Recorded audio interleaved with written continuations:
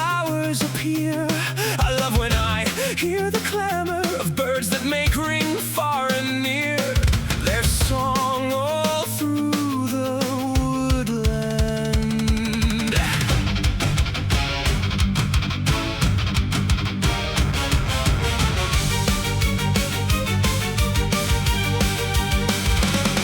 And I love when over the plains tents and pavilions are set with pains.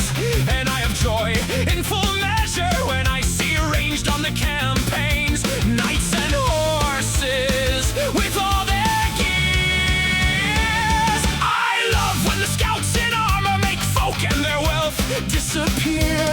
I love when I see behind them a great press of armed men appear.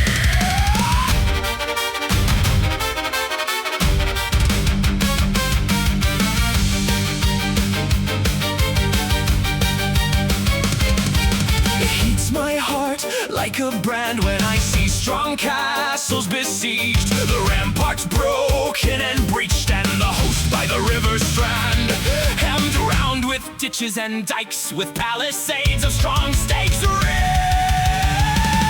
And likewise it pleases me greatly when the Lord is first to the spear, armed on his horse, unfaintly makes his men bold without fear.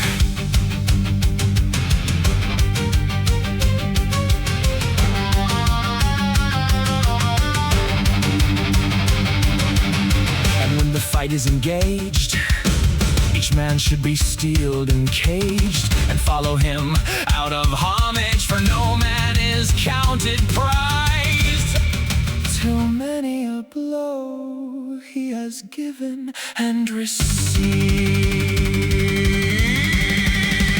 Oh! Maces and swords, helms of color, shields cut through and smashed sheer. We shall see at the onset a battle, striking near, from whom stray horses will range among the dead and the maimed. And when once in the press he has aimed, each man of noble lineage thinks only of splitting heads and arms, for a dead man is better than a live one outmatched.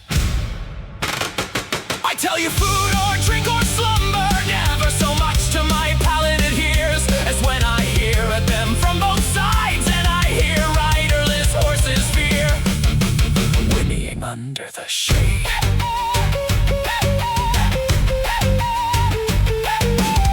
And I hear help, help cried and said, and I see small and great drop dead down in the ditches and glades, and I see the dead men pierced in the sides with the splinters of lances and their pennons smeared.